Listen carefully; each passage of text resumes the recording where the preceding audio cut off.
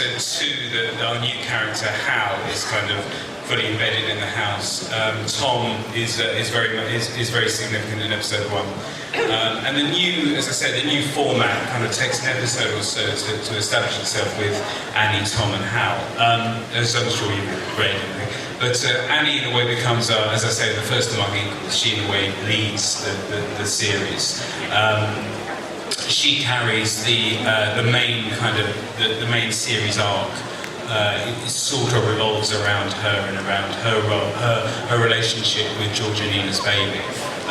So yeah, she's very much kind of front and centre. And I have to say that Lenora's performance in series 4 is absolutely breathtaking. Particularly episode 2, where she turns in genuinely one of the best comedy performances I think I've ever seen on the screen. She's absolutely stunning.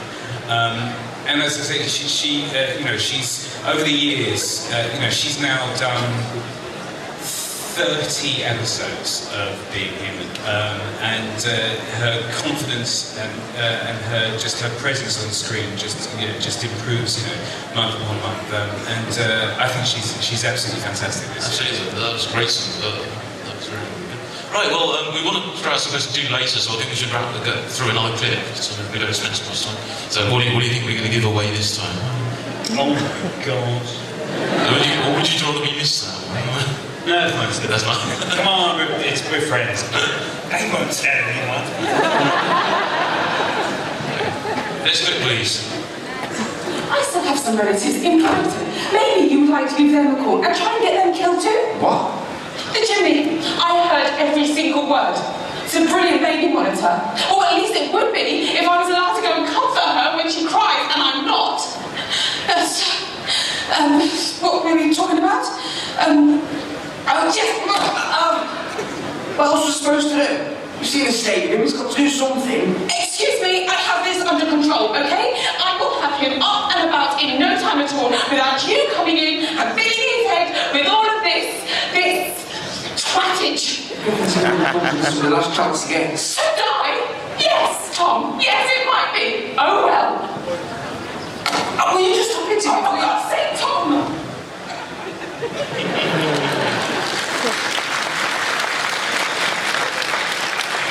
Is it good to get the opportunity to watch clips like that here and hear laughter? Yeah. I get bored of the sound of my own laughter. So what can you tell us about soccer? Is it soccer? Soccer. What can you tell us about? We've met him before. Yeah, we took a bit of a risk with when we were casting Tom in series 3. The casting director rang me and said, "This part is impossible to cast because you want somebody who is this kind of ferocious soldier and warrior, and yet he's incredibly naive and childlike, but also is kind of unaware of their own sort of sexuality." And she said it's absolutely impossible. And I just was convinced that that somewhere out there was this guy. And then Michael Sopler walked in, and there he was. There was Tom, without a doubt. We didn't give him any jokes in series 3. The character didn't really lend itself to that. But when we wanted to promote him to a lead character, I just thought, so we're going to have to, we're just trying out and see what happens. So, wrote him loads of gags. And it turned out he's an absolute comedy genius. He is hysterical in this series. So, and he's fantastic. And Tom goes through quite a lot of changes in the next series. He falls in love for the first time. And also, in a way, by the end of the series, he kind of fulfills his destiny. The destiny that was set out for him by his father, McNair. So it's a really exciting series for Tom, and Michael pulls it off fantastically. I mean, when you first introduced him in the previous season, whether you knew what was going to happen until this season was all, were you thinking he would come back anyway? Yeah. When we offered the part, it was with an option to take him onto another series, because We've always been, I appreciate that losing Aidan and Russell and Sinead is quite a shock to a lot of the audience. But the thing is, to us, it wasn't surprising because, as I've said, you cannot have actors who are that good and expect to be the only people in the world who notice. And in the same way that Peter Jackson was apparently a big fan of Being Human, and so he saw Aidan in that, and so he offered him a 3-picture deal in America. And and like I said, we've always felt that we were just borrowing our cast from Superstardom because you've seen how good they are.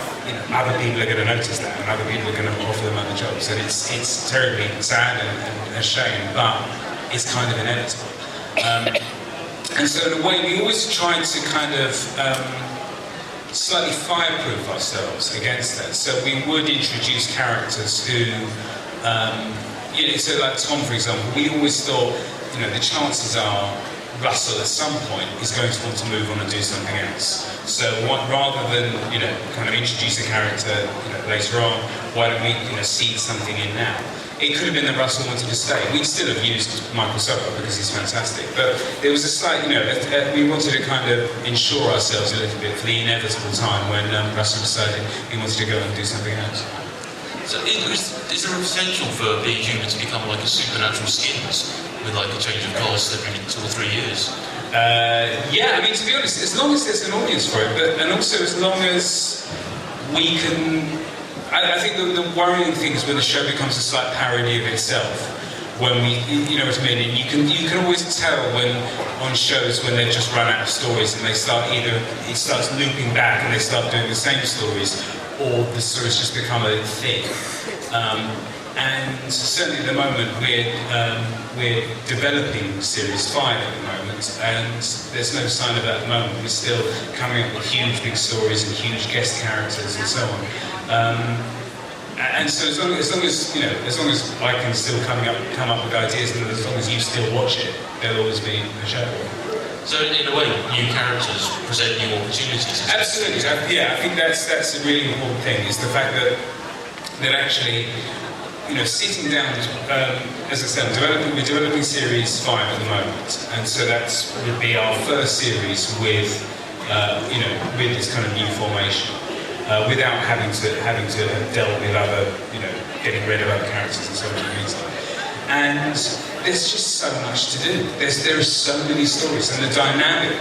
One of the kind of joys of Series 4 is the dynamic between Tom and Hal, which is a joy to write. And Michael and Damien just clicked instantly. And as I said, the dynamic between them is just wonderful. And again, that's something that, there's no end of story potential there. So it's suddenly opened up a very kind of rich vein of narrative. So it has been a fantastic opportunity. Excellent. Right, I think it's time for our next clip. Yeah. Good.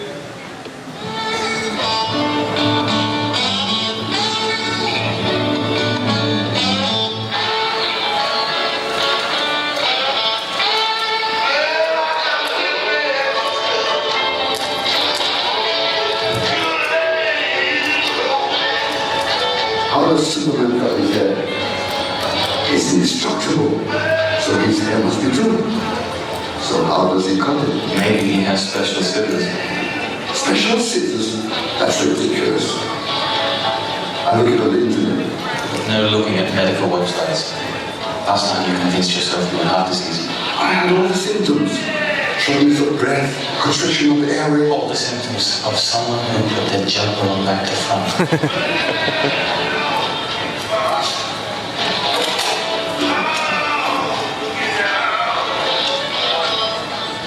Hilarious.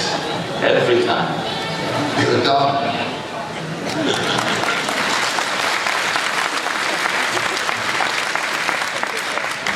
So, you know what question's coming now. What can you tell us about Hal?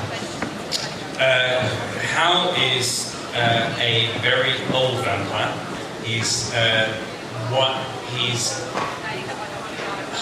I was going to say he's the oldest vampire we've ever shown on Being Human, but later in the series we meet an older one. Last evening. Yeah, he's fantastic. He's somebody who. Have you watched the prequel, the Howl prequel? Is this on? Have you watched the Howl prequel? Yeah. All right. I'll go onto the Being Human website. There's a little 5-minute film about Howl. There's also one for Tom, and we've done them in the past for Mitchell, George and Annie, and Python and Daisy. But if you watch the Howl one, he talks about the fact that he's lived this incredibly long life for centuries of kind of murder and bloodshed and all of that.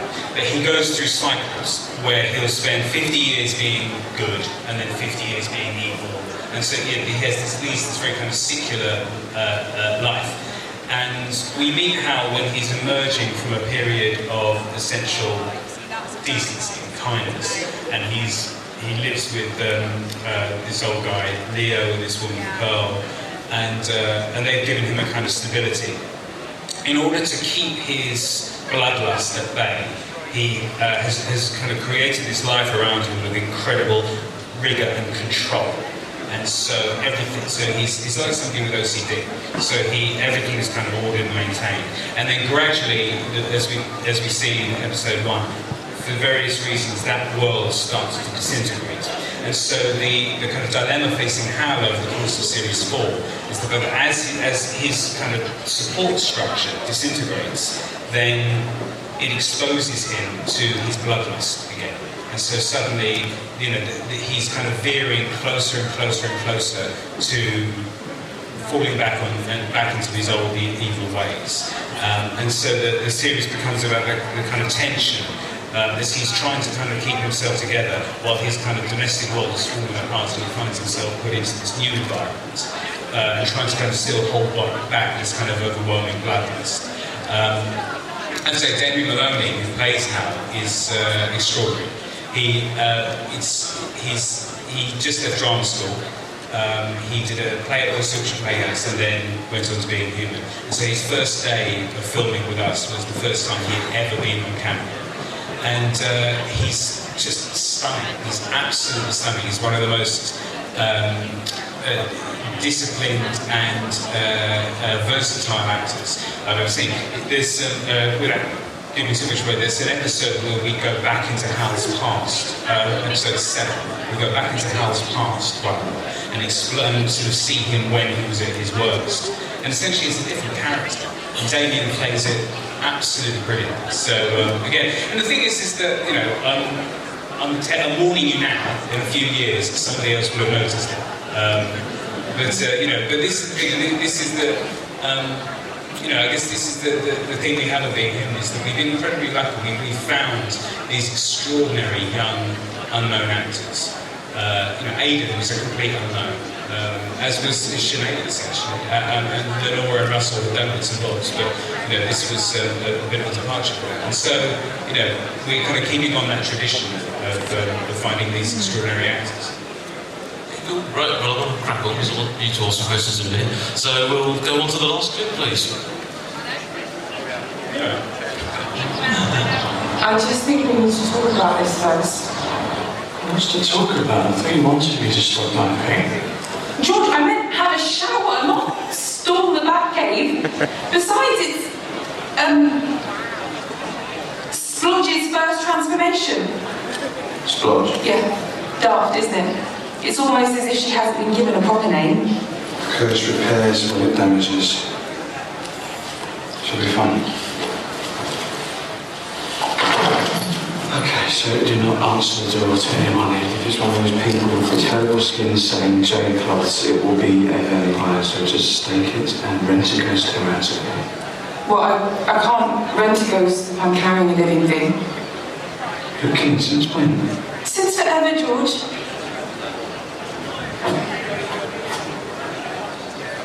Sure.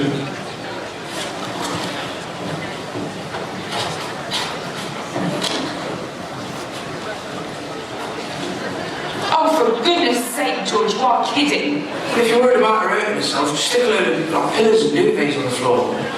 Not in here, maybe, but luckily you've got all them other rooms going free and empty, so this isn't for her straight, it's for everyone else's. What? But aren't you saying goodbye? Well, aren't you coming downstairs? To your daughter? Of course. I was just...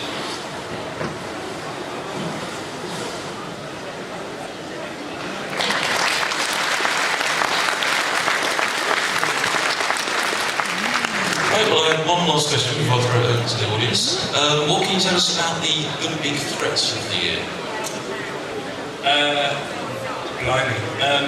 The old ones are coming.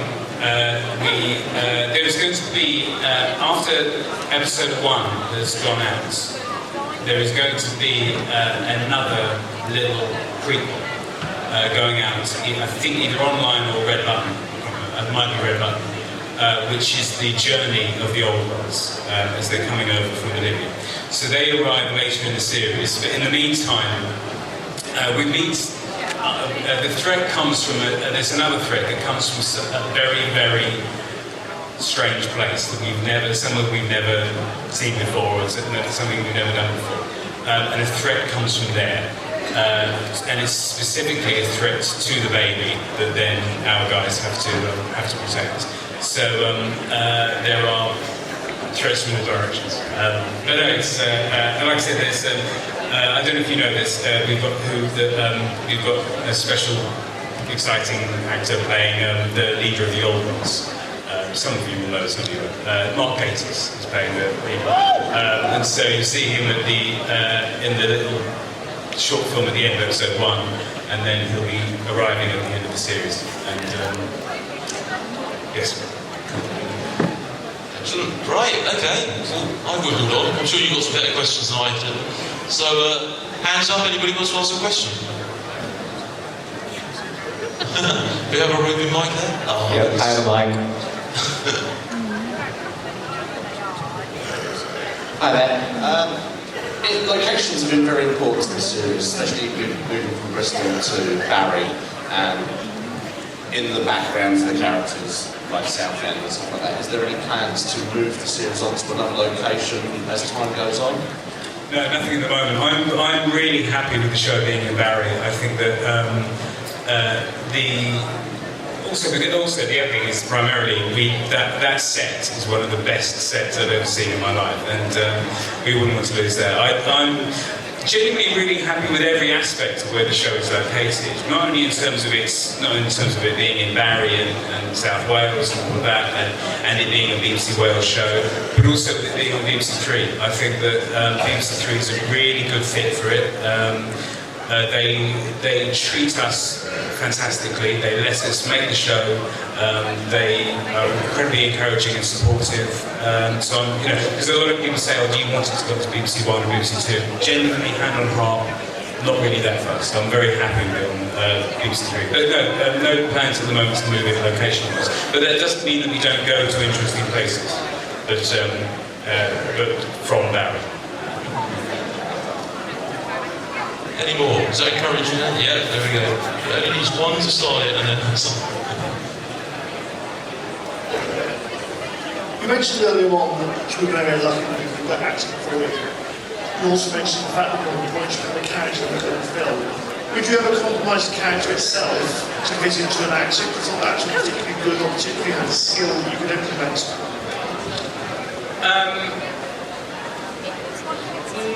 No, because my feeling is that there is the actor out there somewhere. But having said that, because I'm still writing the series while they're filming it, and so I'll be watching the rushes of the previous day's filming. So I'll be writing in the morning, watch the rushes while I'm having lunch, and then carry on writing. And so you're watching the actors perform lines that you wrote, a couple of months ago. So in that sense, there is a kind of knock-on effect like that. As I've said before, the best example of that is Sinead, who we were going to get rid of at the end of Series 1. But because I was still writing the end of Series 1 while they were filming episodes 1 and 2, I saw how good she was and just thought, actually, no, I think she's brilliant, we should keep her. And so that's why she got scratched, and that's why she was there for years. So it informs it in that way, because, and I think unconsciously you end up tailoring the dialogue to fit to fit their speech patterns. But I would never change a part to get an actor, if you see what I mean. My feeling is that also having been an actor, I have remarkably little sympathy for actors, and so I just think, no, just do it as of it. And so so I would never do it that way. But unconsciously, I mean, now if I sit down to write dialogue for any of the existing characters, then I just automatically do it in their speech patterns, if that makes sense.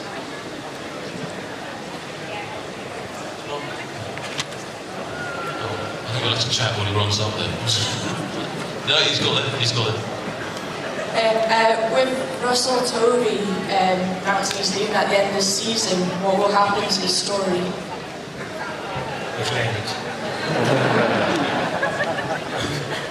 Where do you mean? What happens to his story?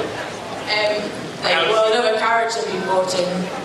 Well, we kind of put that in place with Tom, so he'll be our new werewolf, so to speak.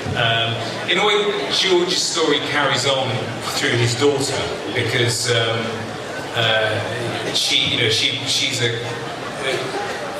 a character that is a very strong presence throughout the series, and in a way, she's a sort of, in many ways, a kind of legacy of George Janine. So his kind of spirit lives on in her, but I try to be as forward-looking as possible. And so, we're not going to really kind of refer too much back to the past. So like Mitchell, he's dead, by the way, not coming back. And so similarly with George, we keep moving forward.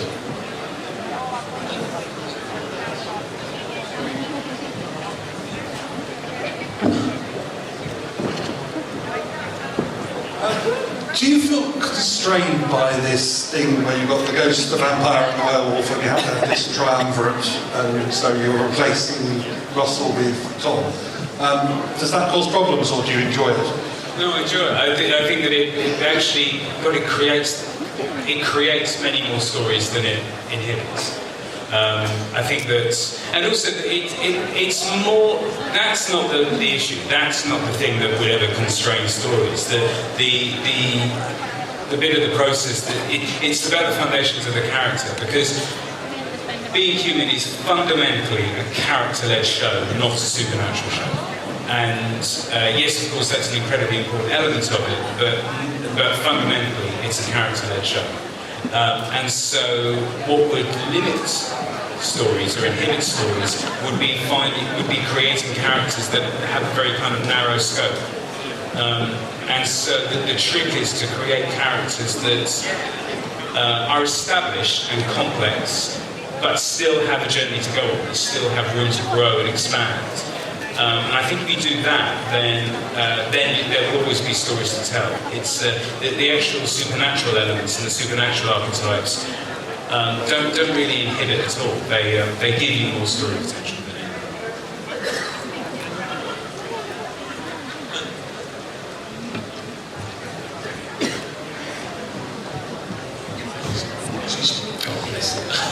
Hi. Are there any actors out there that you would like to write guest parts for? Oh God. Yes. We've got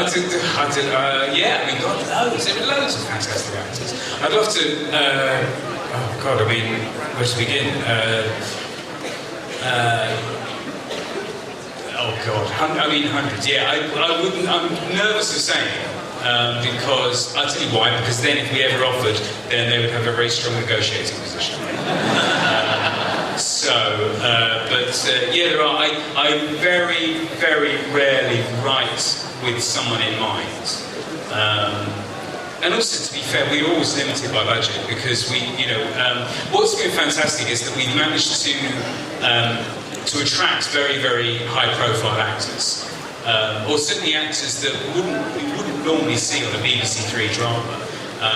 Robson Green, Lacey Turner, Mark Gatiss, they're not necessarily BBC Three drama actors. yet they'll come and join us for a while because they like the scripts and they like the character, and that's fantastic. So we always feel as though we're punching above our weight a bit when in terms of casting. So you know, there are a few actors that have turned us down. Actually, we've been very, very lucky. We're very realistic. We don't ask for Daniel Craig, but but normally we get a really high caliber of actor. I mean, there's loads I'd love to write for, and maybe one day I will.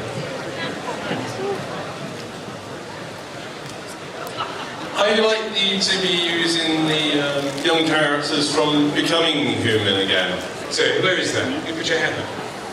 Oh, hello. Yes, we've got Craig Roberts coming back for an episode.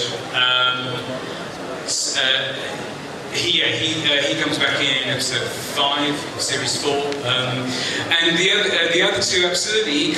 We'll always be led by the story, and I thought both of them were fantastic. Both of the other two actors in there were terrific, but we're always going to be led by the story. So if I come up with a story that means we need Krista, for example, then we'll get her back. But I think approaching it from the other way around, where you think, oh, right, because every single actor who's ever been on Being Human has always said, I'd love to come back. Even if we've killed them, they'll say, I'll be a ghost. And so, we do have we've got quite a wide choice of people, of a kind of backlog of characters we could use if we wanted to. But we'll always be led by the story. If the story for Krista comes up, we'll get Krista back. If the story for Ivan or Daisy comes up, somehow we'll get Ivan and Daisy back. But that always has to be our kind of. That's where it has to start from.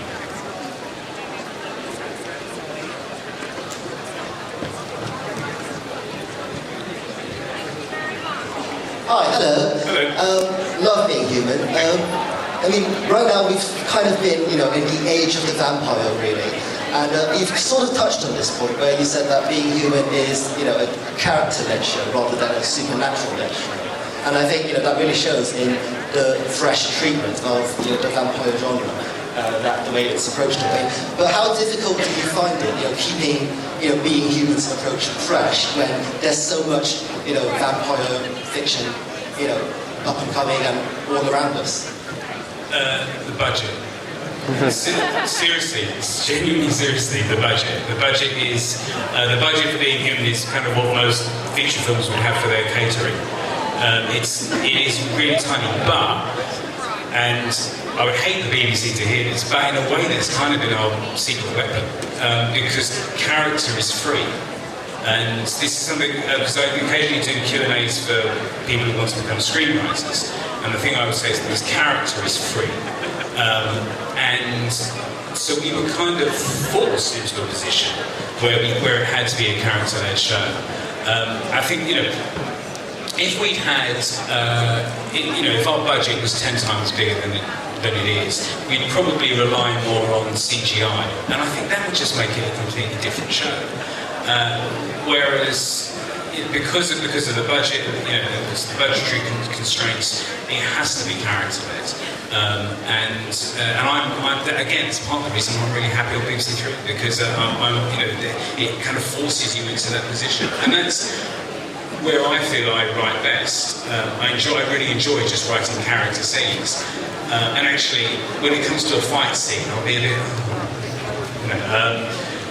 What I like is the interaction of the characters. So, that's been our secret weapon, and that will never change, and that's the joy of it. We've got time for one more question, and it needs to be a brief one, so it will be a yes or no answer. I can make it a yes or no. With along with us.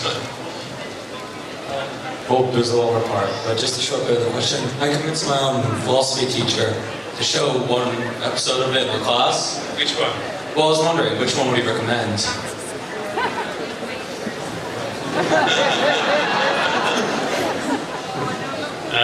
I would say episode, off the top of my head, episode 8 of series 2, because there's some brilliant dialogue in that about God and about the role of evil and about whether God created evil, which is the sort of answer. But I would say that one. Alternatively.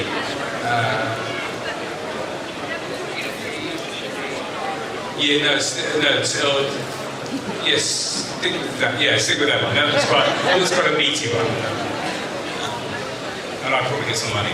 Right, well I'm just about to thank Toby and say what a wonderful panel this was, but please don't all rush away after we said applause to Toby, because I've got important announcements about signings to tell you afterwards. So I think you all want to hear that. I don't understand it, but I'll read it later. Okay, well thank you very much. I think this has been a brilliant panel, a bit more revealing than we expected. Yeah, much more than that. So you're not going to say anything, are you? You're just going to give 2 cents. Yeah, obviously. Sci-fi fans are so trustworthy on that. Oh no, I'm not going to say a word, it'll be fine. It's out there on Twitter already, yeah. So, anyway, thank you very much. Thank you.